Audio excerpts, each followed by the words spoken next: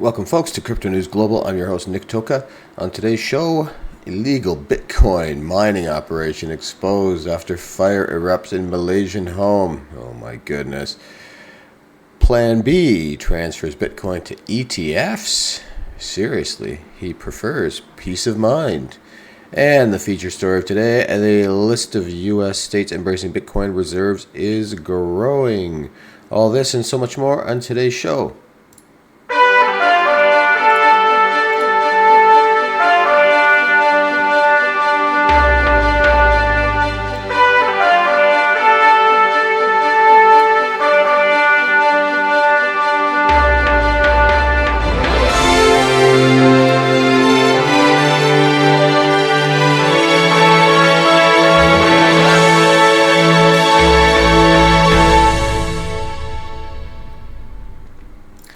Welcome, folks, to Crypto News Global. I'm your host, Nick Toka. Today is February 17, 2025, and Bitcoin is in the red today, down a bit, but 1.5%. The entire crypto market seems to be bleeding. Let's get right into our Market Watch and Bitcoin technical analysis. We will see right here a Bitcoin down a bit, 96,416. Ethereum down 1.5%, also at 2670. Solana down 6% at $183. XRP down 3.5%, $2.70. Doge down 3% at 26 cents. Crypto bubbles show us that we have about a 50-50 mix today in the positive and negative. Jupe down 11%, Virtual down 8.5%, Litecoin down 7.5%, Gala down 4%. On the positive, we have Hex up 7.5%, Pancake Swap, I believe that one is, up 4.5%. Most things that are up are only up about 3% max. And here we have for the week, Cake is definitely the big winner, along with Tel. Cake up 62%, Tel up 75%, S up 30%, Kaz up 24%. So there's some gainers. Even Trump coin for the week, 13.5% up. For the month, we're looking at a big red mess here. Trump, oddly enough, up almost 40% for the month. Ultima up 129% for the month. Tel 85%. Ohm up 104% for the month. Also, the Bitcoin market cap is currently sitting at $1.906 trillion. Ethereum's at $320 billion. XRP $155 billion. Solana 89 billion. Doge sitting in the number 8 position at 38, almost 39 billion. Cardano 28 billion, and Tron $21 billion. The total market cap as it stands is 3.13 trillion, with Bitcoin just below 61% of the total market cap. Ethereum down a little more today at 10.25%. Even XRP at 5%, and Solana has dropped off, and we have BNB above them at 3%. Crypto Fear and Greed Index. Currently, we are in a 51 and a neutral. Yesterday, we were 54 neutral. Last week, a 43 neutral. We currently have approximately 1,100 days remaining until the next Bitcoin halving event in 2028, with 165,861 blocks left to mine until that time. And until every block is mined in the year 2140, we've got 1,174,566 remaining to mine. The top assets by market cap, we still have gold at 19.5 trillion, way ahead of the pack. Apple is number 2 at 3.6 trillion, Nvidia 3.4, Microsoft 3 trillion, even Amazon 2.4 trillion, Google 2.26 trillion, Bitcoin 1.9 trillion, Meta not far behind them now at 1.86 trillion, silver 1.84 1.4 trillion. Saudi Aramco, number 10 at 1.79 trillion, and Tesla, number 11 at 1.14 trillion. And you can currently get 1,040 satoshis for one fiat US dollar. And the current U.S. national debt is sitting at 36,489,542,000,000, which equals to 107,223 per U.S. citizen, and that per taxpayer equals to 323,047 per taxpayer, and the number keeps riding. We've got some news about mining, and here in North America we're able to freely mine, and I encourage you to do so. Now, there's some people, and it looks like this is prevalent quite a bit in Malaysia. They're trying to get free electricity to actually do their mining. So if you're going to mine, guys, and I encourage you to mine, whether it's with a GPU or an ASIC machine, if you can get your hands on it, do it legally. Don't go stealing electricity. You're all pay for your electricity, do your mining. In the end, you're going to be in a positive position because you're gaining a Bitcoin out of it. It doesn't matter what the electricity is costing you. I mean, it does if you want to make a profit, but if, let's say, you're making a small profit now and the price of Bitcoin goes to $1 million, well, then that profit becomes quite big, doesn't it? So look at it long term. So our story is an illegal Bitcoin mining operation exposed after fire erupts in a Malaysian home. Pretty sad. Malaysian power crisis deepens as illegal crypto mining drains resources, which in turn has pushed authorities to intensify raids, arrests, and equipment seizures. What's wrong with these people? Just mine. And I imagine electricity is pretty damn cheap in Malaysia.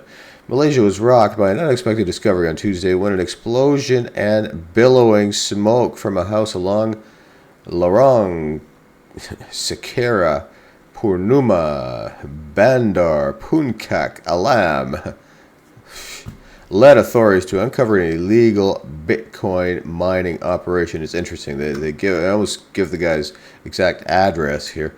The latest development comes as the Southeast Asian country continues to battle unauthorized crypto mining, which has caused significant financial losses and strains on the country's power infrastructure. So it seems they don't care if you're mining, but people are doing it and they're scamming their electricity.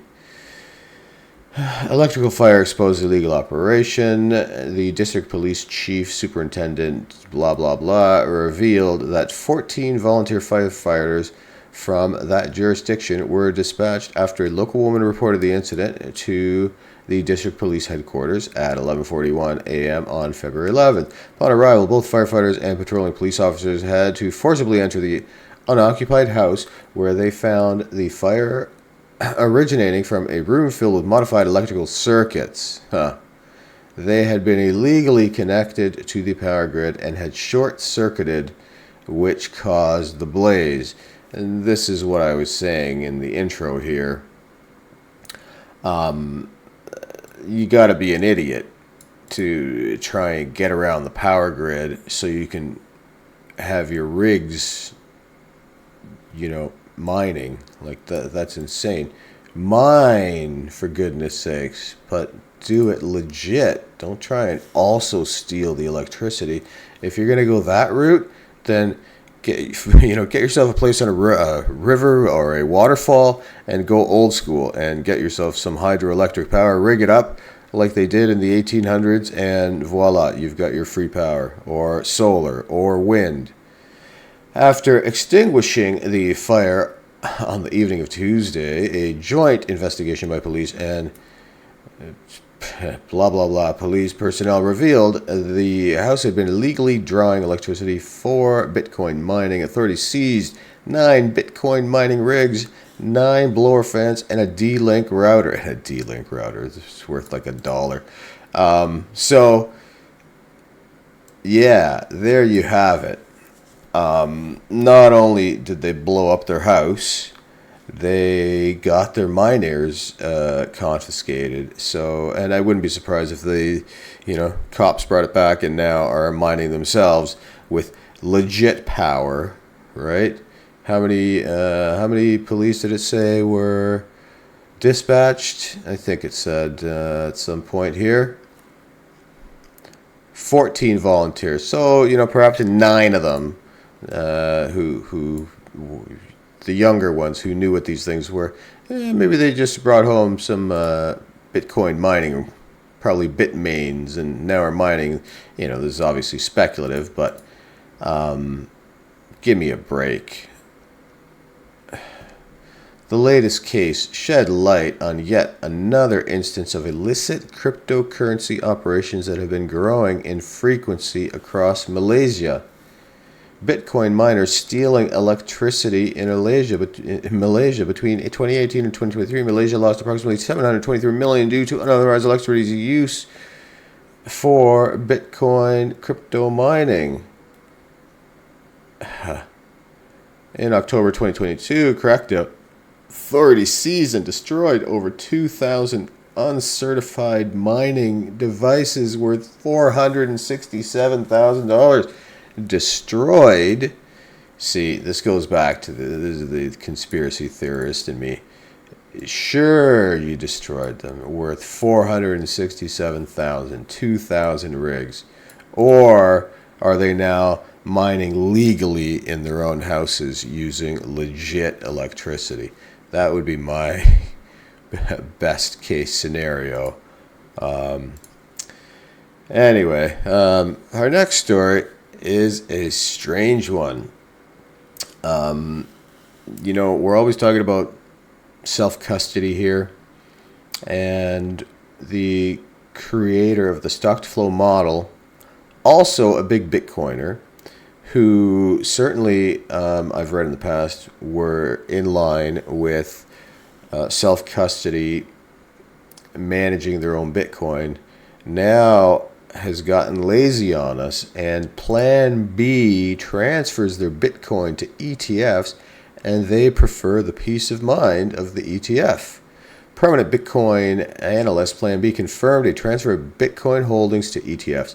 The move has triggered discussions about self-custody within the crypto community. The analyst, known for his stock-to-flow Bitcoin price model, cited ease of management and peace of mind as key factors in his decision. In a post on his 2 million X followers, PlanB explained that managing Bitcoin alongside traditional investments like equities and bonds through ETFs better suits their needs. Not having to hassle with keys gives me peace of mind, he stated, acknowledging the departure from popular not your keys, not your cheese, not your keys, not your coin, they call him maxim. PlanB revealed a Netherlands tax structure that influenced the move. When questioned about tax implementations, PlanB revealed his decision was influenced by the Netherlands tax structure, which lacks capital gains tax on realized profits. Instead, the Dutch residents pay an annual wealth tax of approximately 2%, calculated on an assumed 6% return on total assets held on January 1st. So he didn't really... he sold his Bitcoin, and then he bought ETFs with it. So, and he didn't get taxed on capital gains. So, I mean, look, for some people it is easier. I'm not going to lie. And in North America, there are tax there's tax on selling your Bitcoin. Even if you sell it for 5 seconds and rebuy it, or even if you sell and leave it in cash, or even if you sell and put it in another coin, or even if you transfer it to your friend or family member, it's considered a sell, and you are taxed in that tax year. Whereas in the Netherlands, there seems there's no capital gains, and then they pay this annual wealth tax of approximately 2%, and which is way lower than anywhere in North America. So he paid 2%. and he's getting the peace of mind. Maybe he took some money for himself too. The price is, at about 100K. Well, 96.5 is what we just saw. So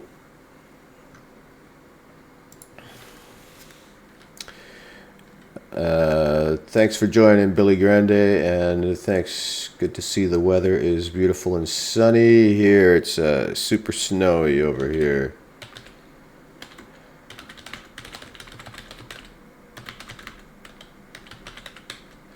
I encourage everybody to join in the chat and also add some comments, and I'll be sure to get out and respond to your comments and answer any questions that you might have. Appreciate everybody joining. Also, much appreciated. So PlanB has gone into ETFs, which is interesting. Again, if you are in a country where it's going to be heavily taxed for you to sell, it doesn't make much sense. It makes the most sense to keep it as a cold storage until it's time for you to sell, or if it gets to the point where the things you want to actually purchase become available in Bitcoin, i.e. maybe eventually, you could buy a house in Bitcoin. 4 years ago, Tesla was allowing you to buy a Tesla in Bitcoin. Ferrari is still allowing you to buy a Ferrari in Bitcoin. And I am very happy for you if you're able to buy a Ferrari in your Bitcoin. I wouldn't suggest spending it all in one place for sure. Definitely not all of it on a Ferrari, but if you had 1,000 Bitcoin, I wouldn't be surprised if Michael Saylor bought a Ferrari with Bitcoin, right? So with the Bitcoin rising, we've got more Bitcoin adoption around the world. We've got nation states starting to adopt the BITI, and we also have the U.S. who has given a request to the Crypto Czar team to look at making Bitcoin a treasury reserve and to investigate. Trump gave them 180 days to check it out and come back with a recommendation. Since then, and actually even before then, there have been many states, individual states, that have posed a Bitcoin treasury bill. And here we've got a list of U.S. states embracing Bitcoin reserve, and the list is growing, and nearly 24 states are now exploring legislation to establish strategic Bitcoin reserves, signaling a significant shift in how public funds approach cryptocurrency. So that would be 50% of the individual states now have Bitcoin reserves or bills to establish one. Investment management firm Van Eck estimates that if these bills are enacted, the United States could collectively acquire around 247,000 BTC, valued at 23.5 million at current prices. Why are states investing in Bitcoin? State-managed funds are considering Bitcoin for several reasons. Inflation hedge, often called digital gold. Bitcoin has long been touted as a safeguard against currency devaluation. Diversification, cryptocurrency in general operate independently of traditional financial markets. Growth potential, Bitcoin's historical appreciation suggests that potential for high returns over time. Galaxy's digital head of research, Alex Thorne, said the Bitcoin price could reach the 185,000 level by the end of 2025. Here's a look at the states that are already making moves toward Bitcoin investments. We've got Alabama, Arizona, Florida, Kansas, Illinois, Iowa, Massachusetts, Michigan, Missouri, Montana, New Hampshire, New Jersey, New Mexico, North Carolina, North Dakota, Ohio, Pennsylvania, South Dakota, Texas, Utah, Wisconsin, and Wyoming. Well, and then the article goes through in detail, and if you guys want to see all the bills and the specifics for each one, by all means, you can check the show notes and go through this all yourself if you're interested. I also had a chart the other day, which is maybe a little easier to read than all the verbiage here, about the different states and what they are, at what stage they're at in terms of Bitcoin adoption. And it sure seems like the states will be, and I don't mean the United States, I mean the individual states, as we see here in the list that I just dictated, will likely be adopting Bitcoin before the actual before the feds start adopting it. And it seems that they're going to front run the states. So, we've got 250,000 approximately if these states that were listed adopt Bitcoin. And then if the actual feds adopt it, then they've already said they're going to be looking at purchasing. It was 5%. Actually, it was 1 million Bitcoin, I believe, is what they said. Over 5 years, so 200,000 Bitcoin, 5 years. Yeah, that's about right. So, there goes the supply. Once the supply goes, then the price is going to skyrocket. Additionally, just when they announce that they're going to be hodling the Bitcoin and putting it as a reserve, the price is going to skyrocket. So we're seeing a lot of sideways action. We've gone through this before for about 3 months now at least. Bitcoin's been going sideways. So I do expect, Bitcoin's got its own vector. It does definitely react to big news. But I think the main pricing for Bitcoin and price fluctuations are due to the supply demand. I also feel like the bigger companies that are buying up the Bitcoin, like BlackRock, for example, need this price to stay low. So there might be some kind of weird manipulation that shouldn't be happening. But maybe they figured out a way. It wouldn't be surprising if they did. They, of course, do have $11-12 trillion of assets, so they've definitely have the money to research these things and figure out a way if they really needed to. That's both legal but yet unethical, I guess would be the best way to put it. Hopefully you found these stories interesting today, guys, and remember that money is abundant and money's everywhere. It's time that's scarce, so spend your time wisely. Spend less money than you earn, and if you start making more money, save more money. Don't start spending more money, and start saving when you're young. If you start saving when you're 20, you should be able to retire when you're 40, 45. And if you've got a great idea, start that idea today. Even if you're not ready, start right away. Make a few mistakes, and you'll revise your idea a little bit and get things right, and it'll move forward. And it's the best route to go, rather than saying tomorrow's the day, because tomorrow might never come. Hopefully you did find the stream enjoyable. Please help me in my goal to reach 500 subscribers this year. And please help me by doing that, by liking, commenting, and subscribing. And we will see you on the next stream, folks. Thanks so much for joining Crypto News Global.